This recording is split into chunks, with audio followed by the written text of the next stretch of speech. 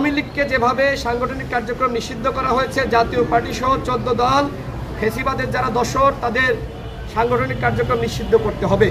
নুরুল হক নূর এখনো পর্যন্ত হাসপাতালের বিছানায় 6 দিন অতিবাহিত হচ্ছে। এখনো পর্যন্ত সেনাবাহিনীর এবং পুলিশ বাহিনীর যারা এই হামলার সাথে জড়িত ফুটেজ থাকা সত্ত্বেও এখনো পর্যন্ত তাদের কাউকে চিহ্নিত সাপেক্ষে তাদের বিরুদ্ধে ব্যবস্থা গৃহীত হয়নি। এটি এই সরকারের জন্য অত্যন্ত লজ্জা। আমরা মনে করি স্বরাষ্ট্র উপদেষ্টার নির্দেশনা ব্যতীত এই ধরনের হামলা ঘটার সুযোগ নাই।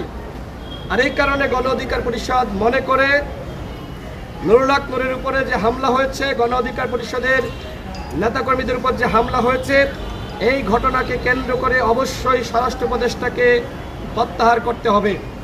যিনি ফ্যাসিবাদ বিরোধী শক্তির উপরে হামলা হচ্ছে, রক্তাক্ত করা হচ্ছে এবং সেই ঘটনাকে কেন্দ্র করে তিনি কারোর বিরুদ্ধে ব্যবস্থা নিতে পারছেন না, এরকম নির্লজ্জ বেহায়া ছোট লোক স্বরাষ্ট্র উপদেষ্টা বাংলাদেশে থাকতে পারে না। এটা আমাদের স্পষ্ট বক্তব্য। আমি আবারও সর্বশেষ বলছি, নুরুল হক নূর তিনি এখনো পর্যন্ত পরিপূর্ণ সুস্থ হননি। তিনি যে অবস্থায় হাসপাতালে ভর্তি হয়েছিলেন, যে সমস্যা এবং যে সংকট নিয়ে এখনো পর্যন্ত সেই সমস্যা সেই সংকট রয়েছে, তার অবস্থা এখনো পর্যন্ত আশঙ্কাজনক এবং তার নাক দিয়ে এখনো পর্যন্ত ব্লিডিং হচ্ছে, তার কাশির সাথে ব্লিডিং হচ্ছে।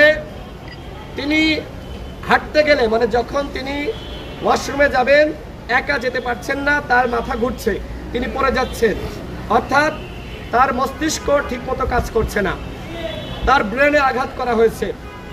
দেখে দেখে সেন্সিটিভ স্থানে সেনাবাহিনীর কতিপয় সদস্য এবং পুলিশের কতিপয় সদস্য নাকে আঘাত করেছে। নুরুল হক নূরের নাকটা পুরোপুরি বাঁকা হয়ে গেছে।